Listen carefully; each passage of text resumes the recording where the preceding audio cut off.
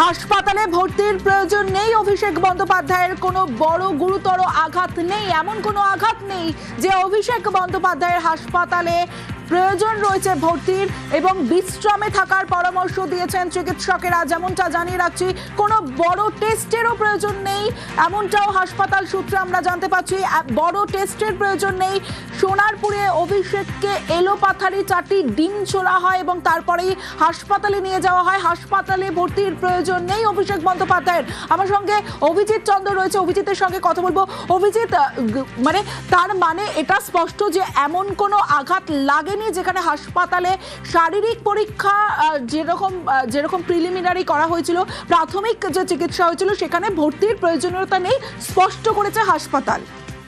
নিঃসন্দেহে, এবং কোনো চিকিৎসক মানে হাসপাতালের এই বাইপাসের বেসরকারি হাসপাতালের যে চিকিৎসক মন্ডলী, জরুরি বিভাগের চিকিৎসকদের তাদের বক্তব্য যে যদি বাহ্যিকভাবে কোনো রক্তপাত বা কোনো আঘাতের চিহ্ন থাকতো বা এমন কোনো ইন্টারনাল কোনো সমস্যা থাকতো, অভ্যন্তরীণ যদি কোনো রকম আঘাতের চিহ্ন থাকতো, আঘাতের কথা তারা বুঝতে পারতেন যে পরীক্ষা নিরীক্ষা করে, তো তাহলে তারা ভর্তি করতেন।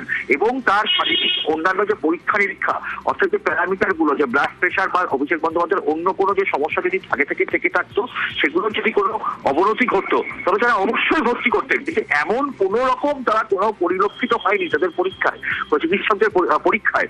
এবং যে অভিষেক বন্দ্যোপাধ্যায়, তিনি যেটা বলছিলেন তার চোখে আঘাত লেগেছে, তার চশমা ভেঙে গেছে।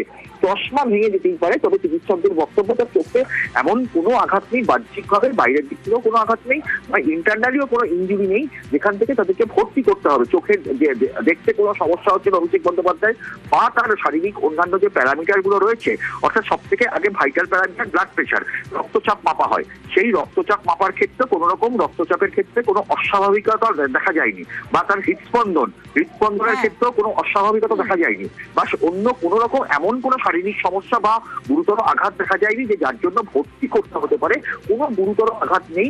এবং পাশাপাশি তাকে সামান্য বেড রেস্টে থাকার পরামর্শ দিচ্ছেন চিকিৎসকরা। তার বাইরে তাকে যেহেতু কোনো রকম সমস্যা নেই, সেই কারণে চিকিৎসকদের জরুরি বিভাগের চিকিৎসকদের বক্তব্য যে তাকে কেন ভর্তি করা হবে, সেই কারণেই তাকে তারা রিলিজ করেছেন। তমশ্রী।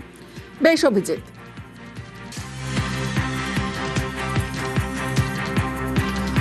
অভিষেক বন্দ্যোপাধ্যায়ের শারীরিক পরীক্ষা অর্থাৎ প্রাথমিক যে চিকিৎসা, তারপরে হাসপাতালে চিকিৎসকরা জানিয়েছেন যে ভর্তির কোনো পরামর্শ দেননি, ভর্তির প্রয়োজনীয়তা নেই, তবে বেড রেস্টে থাকার পরামর্শ দিয়েছেন চিকিৎসকেরা। সেখানে প্রাথমিক চিকিৎসা হয়। প্রায় 40 মিনিট বাইপাসের ধারের হাসপাতালে অভিষেক বন্দ্যোপাধ্যায়কে রাখা হয়, সেখানেই প্রাথমিক চিকিৎসা হয়। এবং হাসপাতাল সূত্রে যেমনটা আমরা জানতে পারছি, বাড়িতেই বিশ্রামের পরামর্শ দিয়েছেন চিকিৎসকেরা।